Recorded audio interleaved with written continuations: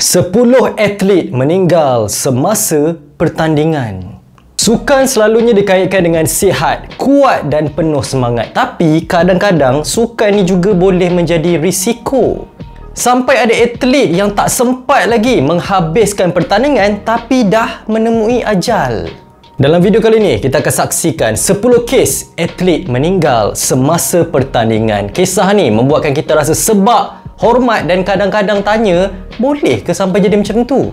Nombor 10, Simiso Buthelezi, tinju 2022. Simiso Buthelezi ialah seorang peninju muda berbakat dari Afrika Selatan yang meninggal dunia secara tragik pada usia 24 tahun selepas mengalami pendarahan dalam otak semasa perlawanan.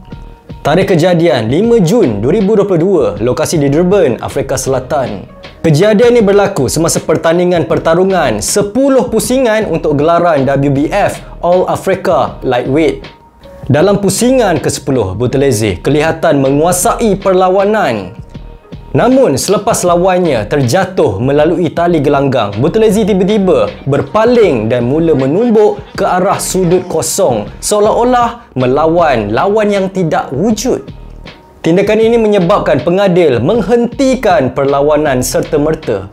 Buthelezi segera dikejarkan ke hospital. Di sana, doktor mendapati beliau mengalami pendarahan dalam otak dan meletakkannya dalam koma yang diinduksi secara perubatan. Malangnya, beliau meninggal dunia 2 hari kemudian pada Jun 2022. Apa yang mengejutkan ialah Buthelezi tidak menerima pukulan berat ke kepalanya semasa perlawanan.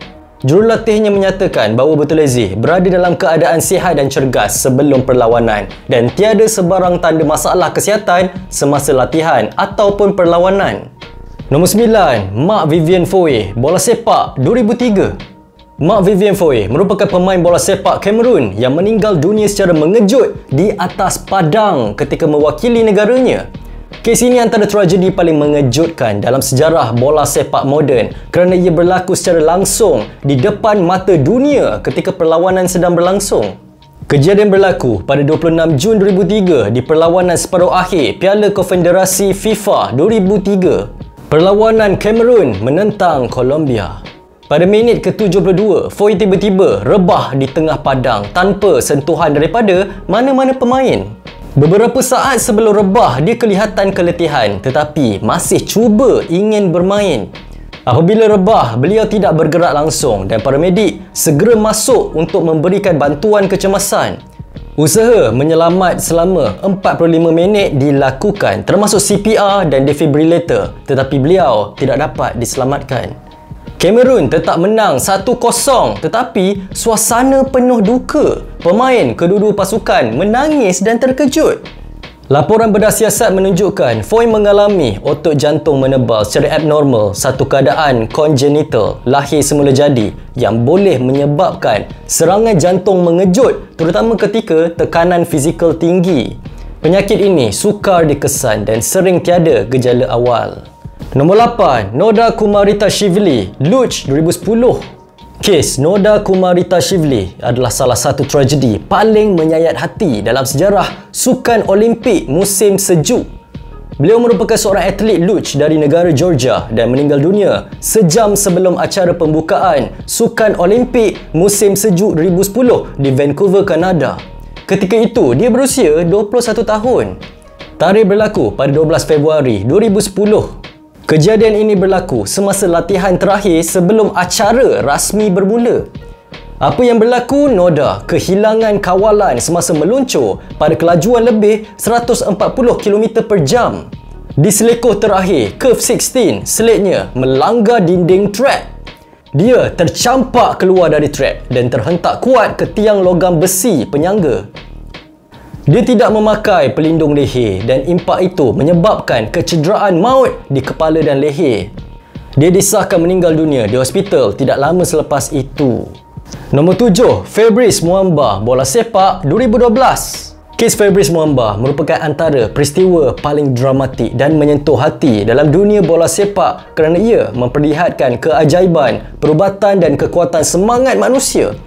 Berbeza dengan kes-kes lain seperti Mak Vivian Foe yang berakhir dengan kematian, Muamba terselamat walaupun jantungnya berhenti berdegup selama 78 minit. Kejadian berlaku pada 17 Mac 2012 di kejohanan suku akhir Piala FA. Pada minit ke-41, Muamba tiba-tiba rebah di atas padang tanpa sentuhan sesiapa. Apa yang berlaku? Muamba mengalami serangan jantung mengejut. Dia tidak bernafas dan tidak sedarkan diri. CPR dan rawatan kecemasan segera dimulakan termasuk penggunaan defibrillator. Jantungnya berhenti selama 78 minit tetapi usaha pasukan perubatan menyelamatkannya tanpa henti. Akhirnya, denyutan jantung kembali secara spontan ketika dalam rawatan di hospital. Nombor 6. Ayrton Senna, Formula 1 1994. Ayrton Senna dari Brazil merupakan salah seorang pelumba Formula 1 paling terkenal dalam sejarah, dikenali kerana bakatnya yang luar biasa, semangat bersaing yang tinggi dan karisma yang memikat jutaan peminat. Namun, namanya juga dikaitkan dengan tragedi yang menggoncang dunia sukan permotoran. Pada 1 Mei 1994, dalam perlumbaan di Lita Imola, Itali, Senna mengalami kemalangan maut ketika sedang mendahului perlumbaan. Pada pusingan ke-7, keretanya terbabas di kurva Tamburello, salah satu selekoh paling laju di Lita. Kelajuannya sekitar 310 km per jam ketika memasuki selekoh. Punca kemalangan, rod steering keretanya dipercayai patah atau mengalami kegagalan teknikal menyebabkan dia hilang kawalan. Keretanya melanggar tembok konkrit dan serpihan logam dari suspensi menembusi helmetnya menyebabkan kecederaan kepala parah. Dia ketika itu berusia 34 tahun, disahkan meninggal dunia secara rasmi di hospital beberapa jam kemudian. Kematiannya menyebabkan perubahan besar dalam aspek keselamatan Formula 1. Nombor 5. Franz Crippen, renang 2010. Franz Crippen merupakan seorang perenang jarak jauh Amerika Syarikat yang berbakat dan dihormati dalam komuniti renang antarabangsa. Beliau meninggal dunia secara tragik pada 23 Oktober 2010 semasa menyertai perlumbaan 10 km FINA di Fujairah, Emirat Arab Bersatu. Selepas 8 km, beliau memberitahu jurulatihnya bahawa beliau berasa dahaga tetapi tetap meneruskan perlumbaan. Apabila beliau tidak tiba di garisan penamat, rakan sepasukan mula mencarinya. 2 jam selepas perlumbaan tamat, penyelam menemui mayatnya berhampiran pelampung terakhir kira-kira 500 meter dari pantai. Beliau dibawa ke hospital Fujairah dan disahkan meninggal dunia. Perlumbaan berlangsung dalam suhu air melebihi 30 darjah Celsius yang dianggap terlalu panas dan berbahaya untuk perlumbaan jarak jauh. Beberapa perenang lain juga mengalami gejala berkaitan haba, termasuk 2 dari Amerika Syarikat dan seorang dari Brazil yang dimasukkan ke hospital. Laporan awal menyatakan bahawa punca kematian Crippen adalah gabungan keletihan haba dan lemas. Namun, laporan FINA kemudian menyebut kemungkinan anomali jantung dan asma yang dicetuskan oleh senaman dalam keadaan persekitaran yang tidak menguntungkan sebagai faktor penyumbang. Sebagai tindak balas, FINA memperkenalkan garis panduan keselamatan baharu termasuk had suhu air dan keperluan kehadiran kaki tangan keselamatan yang mencukupi semasa perlumbaan. Keluarga Crippen juga menubuhkan Franz Crippen Elevation Foundation yang mempromosikan keselamatan dalam sukan air dan menyokong atlet muda. Nombor 4. PM Mario Morosini, bola sepak 2012. Pada 14 April 2012, Morosini rebah di padang pada minit ke-31 akibat serangan jantung. Beliau menerima rawatan kecemasan di padang termasuk penggunaan defibrillator sebelum dibawa ke hospital. Malangnya, beliau disahkan meninggal dunia pada usia 25 tahun. Siasatan mendapati bahawa 3 doktor yang terlibat dalam rawatan Morosini gagal mengikuti protokol perubatan yang betul, termasuk tidak menggunakan defibrillator yang tersedia dengan betul.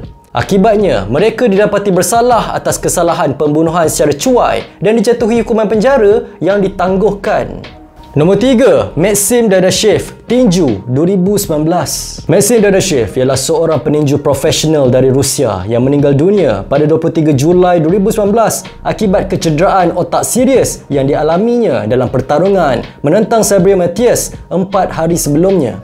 Pada 19 Julai 2019, Dadashev bertarung menentang Sabri Matias dalam perlawanan eliminasi gelaran IBF Light Welterweight di MGM National Harbor, Maryland.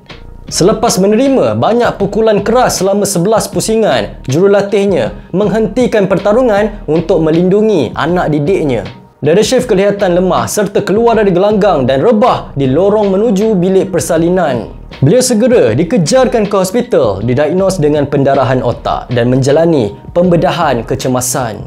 Beliau kemudian dimasukkan ke dalam koma terinduksi, namun keadaannya semakin merosot dan beliau meninggal dunia pada usia 28 tahun.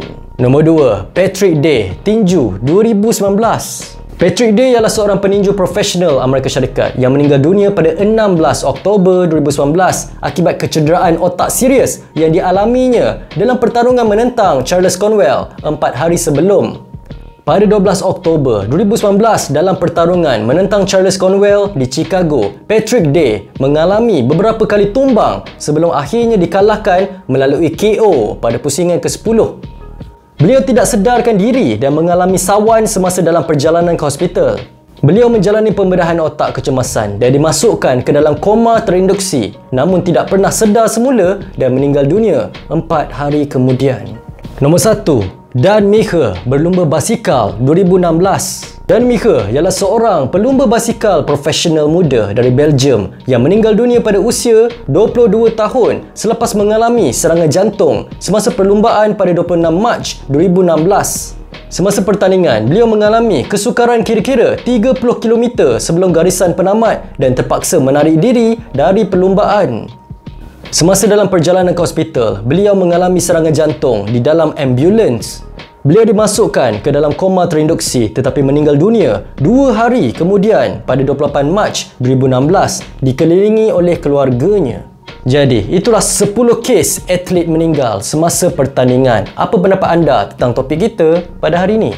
Kalau anda suka video ni, jangan lupa subscribe channel ni. Jangan lupa juga like, share dan komen. Berikan pendapat anda di ruangan bawah. Nama saya Daniel. Terima kasih menonton. Selamat tinggal. Jumpa lagi. Assalamualaikum.